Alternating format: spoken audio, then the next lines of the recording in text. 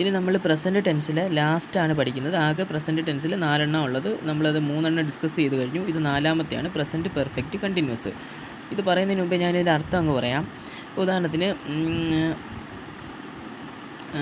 ഞാൻ എഴുതിക്കൊണ്ടേയിരിക്കുന്നു, നീ എഴുതിക്കൊണ്ടേയിരിക്കുന്നു, അവൻ എഴുതിക്കൊണ്ടേയിരിക്കുന്നു, അല്ലെങ്കിൽ അവൾ എഴുതിക്കൊണ്ടേയിരിക്കുന്നു, അവൾ എഴുതിക്കൊണ്ടേയിരിക്കുന്നു, ചെയ്തുകൊണ്ടേയിരിക്കുന്നു, നടന്നുകൊണ്ടേയിരിക്കുന്നു, കഴിച്ചുകൊണ്ടേയിരിക്കുന്നു എന്നുള്ള വാക്കുകളുടെ അർത്ഥം ആ രീതിക്ക് വരണമെന്നുണ്ടെങ്കിൽ നമ്മൾ പ്രസൻറ്റ് പെർഫെക്റ്റ് കണ്ടിന്യൂസ് ആണ് ഉപയോഗിക്കുന്നത്. അതിൻ്റെ structure subject plus has or have plus been plus V1 plus ING plus object ആണ്.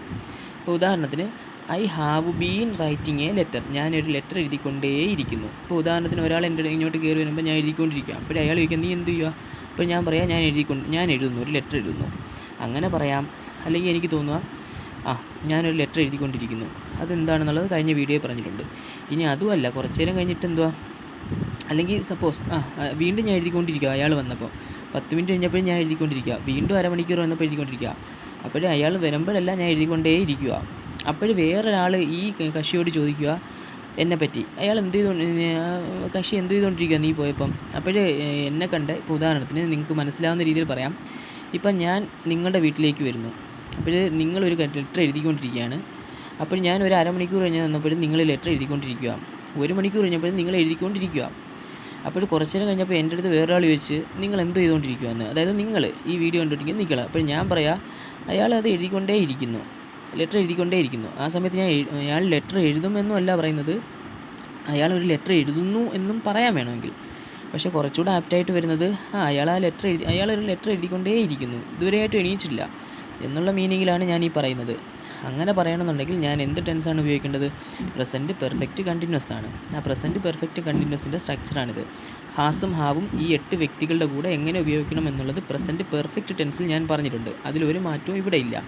പക്ഷേ പെർഫെക്റ്റ് കണ്ടിന്യൂസിൻ്റെ കൂടെ ഹാസോ ഹാവോ ബീൻ വന്നാൽ എന്തായിരിക്കണം? V1 plus ING form ചേർത്തിരിക്കണം. അതായത് ഐ ഹാവ് ബീൻ ചെയ്തുകൊണ്ടേയിരിക്കുന്ന ആ അവസ്ഥയിൽ തന്നെ തുടരുന്നു, അത് ആ അർത്ഥത്തിലാണ് ബീൻ ചേർക്കുന്നത്. ഓക്കെ, അർത്ഥം ഇതാണ്. I have been writing a letter, ഞാനൊരു ലെറ്റർ എഴുതിക്കൊണ്ടേയിരിക്കുന്നു. You have been writing a letter, നീ ഒരു ലെറ്റർ എഴുതിക്കൊണ്ടേയിരിക്കുന്നു. വി ഹാവ് ബീൻ റൈറ്റിംഗ്, നമ്മളൊരു ലെറ്റർ എഴുതിക്കൊണ്ടേയിരിക്കുന്നു. അവർ ഒരു ലെറ്റർ എഴുതിക്കൊണ്ടേയിരിക്കുന്നു. He has been writing a letter, അവനൊരു ലെറ്റർ എഴുതിക്കൊണ്ടേയിരിക്കുന്നു. ഇതാണ് ഞാൻ മുമ്പേ പറഞ്ഞത്. ഇപ്പോൾ ഉദാഹരണത്തിന് ഹിയോ ഷിയോ, നിങ്ങളിൽ ആരോ ഒരാളെ ഞാൻ കണ്ടപ്പോൾ നിങ്ങൾ എഴുതിക്കൊണ്ടേയിരിക്കുന്നു. അപ്പോൾ ഒരാളെ എൻ്റെ അടുത്ത് ചോദിക്കുമ്പോൾ ഞാൻ പറയുന്ന ഇതാണ്, he has been writing a letter, അയാളൊരു ലെറ്റർ എഴുതിക്കൊണ്ടേയിരിക്കുന്നു, ഇതുവരെ എണീച്ചിട്ടില്ല. അതുപോലെ she has been writing a letter, അവളൊരു ലെറ്റർ എഴുതിക്കൊണ്ടേയിരിക്കുന്നു, ഇതുവരെ എണീച്ചിട്ടില്ല, അത് തന്നെ കണ്ടിന്യൂ ചെയ്തുകൊണ്ടിരിക്കുകയാണ് അത്. അതുപോലെ it has been writing a letter, അതുപോലെ ഷൈജു ഹാസ് ബീൻ എൻ്റെ പേരിൽ ഇപ്പോൾ ഞാൻ ഒരു ലെറ്റർ എഴുതിക്കൊണ്ടേയിരിക്കുന്നു, അപ്പോൾ ചെയ്തുകൊണ്ടേയിരിക്കുന്നു, നടന്നുകൊണ്ടേയിരിക്കുന്നു, കഴിച്ചുകൊണ്ടേയിരിക്കുന്നു, സംസാരിച്ചുകൊണ്ടേയിരിക്കുന്നു, അത് തുടർന്നുകൊണ്ടേയിരിക്കുന്നു എന്നുള്ള മീനിങ്ങിലാണ് നമ്മൾക്ക് ഒരു വാക്ക് പറയേണ്ടതുണ്ടെന്നുണ്ടെങ്കിൽ പ്രസൻറ്റ് പെർഫെക്റ്റ് കണ്ടിന്യൂസിൽ ഉപയോഗിക്കുക. അപ്പോൾ ഈ സ്ട്രക്ചർ മസ്റ്റായിട്ടും പഠിച്ചിരിക്കണം. അപ്പോൾ പ്രസൻറ്റ് ടെൻസിൻ്റെ 4 കാര്യങ്ങൾ ഞാൻ പറഞ്ഞു, 4 ടെൻസ് പറഞ്ഞിട്ടുണ്ട്. ഇപ്പോൾ അതിൽ ഇനിയുള്ളത് 8 ഉള്ളൂ. അപ്പോൾ നല്ലതുപോലെയൊക്കെ മോർ ക്വസ്റ്റ്യനൊക്കെ മോർ എക്സാമ്പിൾ ഇട്ട് നിങ്ങൾ സ്വയമായിട്ട് എന്ത് ചെയ്യുക, പഠിക്കുക.